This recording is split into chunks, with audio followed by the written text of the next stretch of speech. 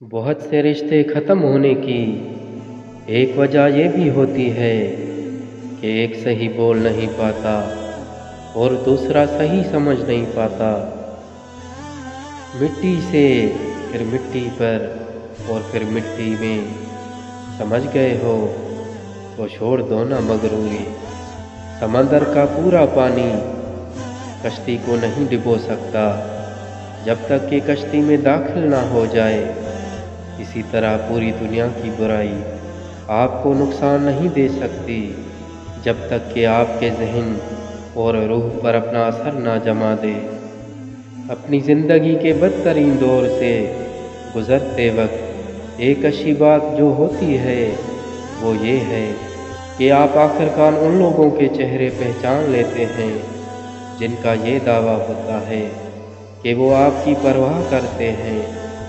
अपनी ज़िंदगी की किताब कुछ ख़ास लोगों के सामने खोलें क्योंकि चंद लोग ही उसका असबाब समझ सकते हैं, बाकी तो बस जानने का तजस्सुस रखते हैं। जब इंसान टूट जाता है तो वो अपना दर्द छुपाने के लिए या तो मुस्कुरा देता है या चुप हो जाता है, और ये अज़ियत की आखिरी हद होती है। अपनी ज़बान से निकले अल्फाज की ज़िम्मेदारी तो हम ले सकते हैं, लेकिन समझने वाले की सोच की ज़िम्मेदारी किसी तौर नहीं ली जा सकती। काली ऐनक लगाकर दुनिया को काला कहना कुछ लोगों की तरबियत में शामिल होता है।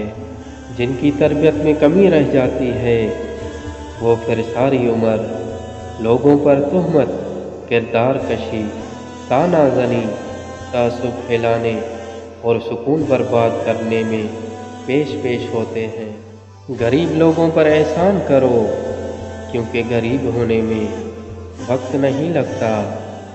अपनी ताकत पर घमंड मत कीजिए, बल्कि किसी हस्पताल जाकर ऐसे मरीज़ों को देखें जो करवट बदलने के लिए भी किसी के मोहताज हैं।